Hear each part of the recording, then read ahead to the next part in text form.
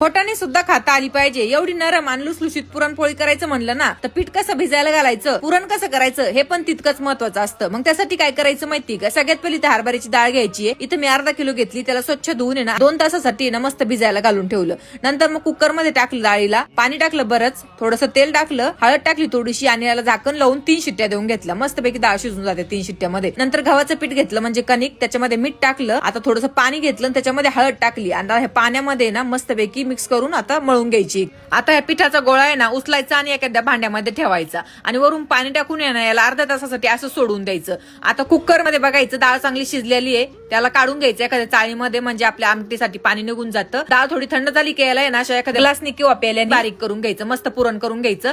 पुरणामध्ये टाकायला बडीशोप घेतली मी, इलायची घेतली बरीच आणि साखर घेतली. साखर टाकल्याने पटकन छान बारीक होतं म्हणून याला बारीक करून घ्यायचं चांगलं. आता कढई ठेवायची गॅसवर, त्याच्यामध्ये पुरण केलेलं टाकायचं, गुळ टाकायचा. तर अर्धा किलो डाळ होती तर अर्ध्याला थोडासा कमी गुळ टाकलाय मी आणि आता चांगलं मिक्स करून घ्यायचं याला बरं का. लास्टला आहे ना मग याच्यामध्ये आपण जे बारीक केली होती ना इलायची आणि बडीशोपची पावडर ती टाकायची, त्याच्यामध्ये मिक्स करून घ्यायचं. आता पुरण कसं झालंय ओळखण्यासाठी ना उलथाना असताना ते एकदम पुरणामध्ये असं उभं राहिलं पाहिजे, हल्लं डुल्लं नाही पाहिजे, समजून घ्यायचं पुरण चांगलं घट्ट झालेलं आहे. गॅस बंद करून घ्यायचं, थंड करून घ्यायचं आणि पाण्यामधली कणिक काढून घ्यायची. थोडंसं तेल लावून कणकीला परत एकदा चांगलं मळून घ्यायचं आणि आता आहे ना एक उंडा तोडून त्याची मस्त गोल वाटी तयार करून घ्यायची आणि पुरणाचा गोळा त्याच्यामध्ये टाकून द्यायचा. तोंड बंद करून पिठात बुडून मस्तपैकी लाटून घ्यायची. बघा एकदम पातळ अशी पोळी लाटली पाहिजे, काठामध्ये सुद्धा जाड नाही राहिली पाहिजे, मग मस्त पोळी सगळीकडून फुगते बघा. आता तवा गरम करायला ठेवायचा, थोडा तवा गरम झाला का मस्तपैकी त्याच्यावर तेलाचा शिपका मारून घ्यायचा आणि मग त्याच्यावर पोळी टाकायची. आता आलटी पलटी करत दोन्हीकडून भाजून घ्यायची. तेल लावा नाही तो तूप लावा, बघा एकदम जबरदस्त लागते, एकदम नरम. आणि पिठाचा लाटताना कमीत कमी उपयोग करायचा, पोळी वातळ होत नाही. मग तुम्ही जर या पद्धतीने पुरणपोळी केली ना तुमची सुद्धा परफेक्टच होणार.